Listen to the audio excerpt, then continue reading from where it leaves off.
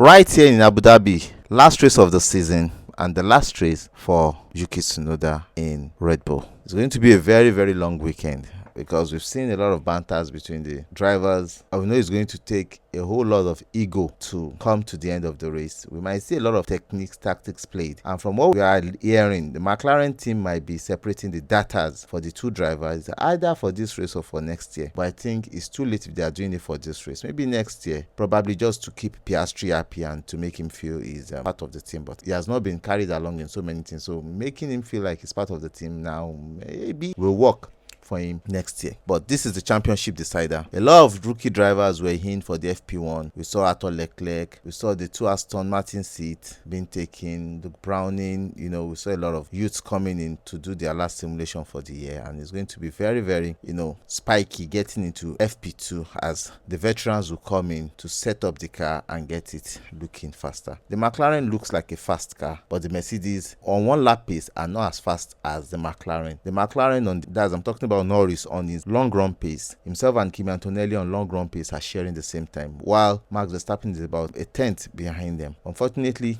the Ferraris are the slowest on their long run pace. On the single lap pace, Ferrari looks fast. That is from Charles Leclerc. His setup is always different from Lewis Hamilton's setup. On their long run pace, it's not looking good for Ferrari. They are like the last team. And coming from Qatar with the same car. Looking at it, no car manufacturers have really brought upgrade in the last few races. And Ferrari, is it their development curve or the tracks in which they have come to? If it's the track, we've had this setup for this same kind of track in some tracks earlier in the season. Is it that they didn't go back to what they had, or why are Ferrari on this tough spot? It's going to be a very, very long weekend for them, because if Ferrari come out of this race without points, then I think next season heads will roll, because heads are turning already. Heads might roll. And why will heads roll? Lewis Hamilton said he will have to meet the leadership probably at the end of the season, have discussions with them. Then from everything he has been taking note of from the beginning all through the 24 races, he's going to put it to them what he needs to change. And number one thing, I think all his engineers, especially that Ricardo Adami, needs to be changed. That guy is not just rude, that guy is proud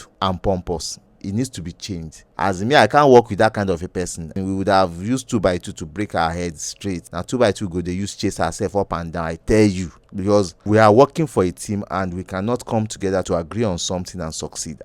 Go loud though, go loud like anything. But let's leave that one. So that's for Lewis Hamilton. As for Oscar Piastri, he needs a reset. Whatever happens in this race, he needs to get himself back and stay focused on his goal, or does he want to leave? And that will be at the end of 2026 season. Whatever happens, then he looks at other opportunities that opens for him, then I think he will make his decision. But it's going to be a very long weekend for some teams like Ferrari. But McLaren looks decent. Red Bull looks decent. Avery Lindblad took the place of Yuki Tsunoda for this FP1 session. Piastri was yearning to get back to racing. So certainly we are going to see much better simulation in FP2, and it's going to be much more fierce in FP2. So let's get to FP2 and see what we can really get, because that's where the action is. Lando Norris topped the time in FP1, Max Verstappen, then Charles Leclerc and Kimi Antonelli. It's not really far, but I think it's getting more closer for Antonelli. It's getting more interesting for Mercedes. FP2, we catch up.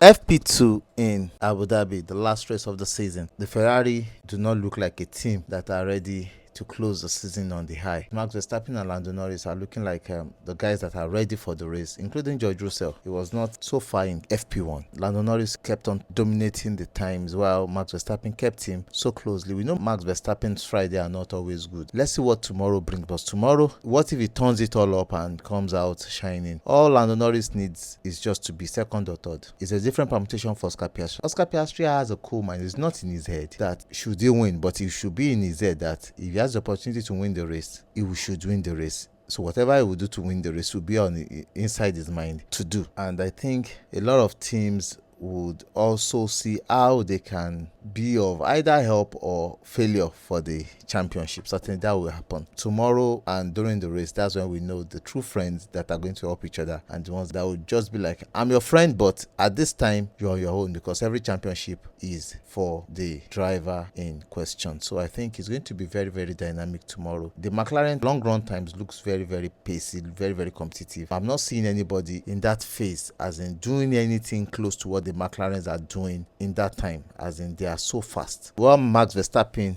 looks a little bit far off on the long run pace. Tomorrow we will see a different Red Bull and a different Max Verstappen. We are going to see that tomorrow. But how can these guys mix this whole thing up and make it more interesting? Yes, qualifying tomorrow would be very interesting. Let's see who help each other, and everybody will come up with their hay game for the last race of the season. But like I said, Ferrari are not coming up for the last race of the season. Ferrari are far off. I don't see Ferrari as a serious team. Maybe next year, because they said, and which for me is an excuse, that they've shifted all their energy towards the 2026 season. To me, it's just a way to buy yourself out of excuse. But let's see what they do in FP3 tomorrow. But that certainly is where the interest is going to be, the FP3 and the qualifying. Up until the FP3 and qualifying. I love you guys. Bye. Cheers.